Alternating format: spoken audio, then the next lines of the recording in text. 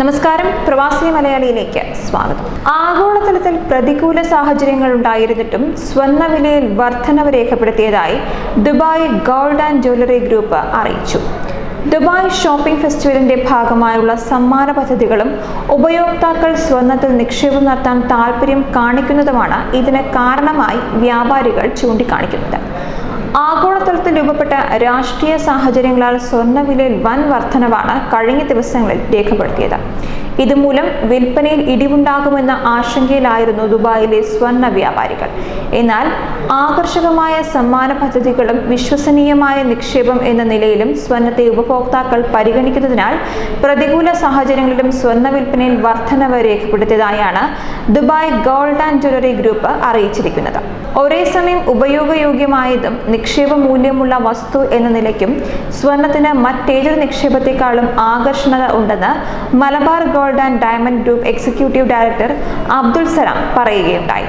നിരന്തരം ഉറപ്പുവരുത്തുന്നതിനാലും ലോകമെങ്ങും നിന്നുള്ള ഡിസൈനുകൾ ലഭ്യമാണ് എന്നതുകൊണ്ടുമാണ് ദുബായ് സ്വർണ്ണാഭരണ ഉപഭോക്താക്കളുടെ പ്രിയപ്പെട്ട ഇടമായി നിലനിൽക്കുന്നതെന്നും അദ്ദേഹം ചൂണ്ടിക്കാട്ടുന്നു.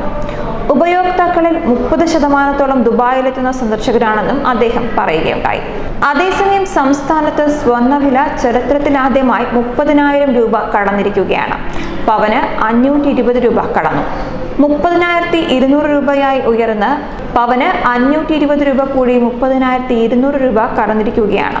3,775 രൂപയാണ് ഗ്രാമിന് വില. വെള്ളിക്കും വില വർധനവ് ഉണ്ടായിട്ടുണ്ട്. ഇറാന്റെ മേൽ അമേരിക്ക നടത്തിയ ആക്രമണത്തിന് പിന്നാലെ ആഗോള വിപണിയിൽ വില കുതിച്ചതാണ് ആഭ്യന്തര വിപണിയിലും പ്രതിഫലിച്ചത്. ഇതിന്റെ പ്രതിഫലനം കൂടുതൽ ദൃശ്യമാകുന്നത് എണ്ണവിലയിലും സ്വർണ്ണവിലയിലുമാണ്. പശ്ചിമേഷ്യയിലെ സംഘർഷത്തിന് പുറമെ രൂപയുടെ മൂല്യം കുറഞ്ഞതും ഡിസംബറിൽ നിക്ഷേപകർ സ്വർണം വാങ്ങിക്കൂട്ടിയതും തിരിച്ചടിയായിട്ടുണ്ട്.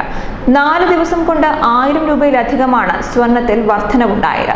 വരും ദിവസങ്ങളിലും വില ഉയർന്നേക്കുമെന്നാണ് സൂചന. ഗ്രാമിന് വില 4000 രൂപ കടന്നേക്കുമെന്നുള്ള ആശങ്കകളുമുണ്ട്.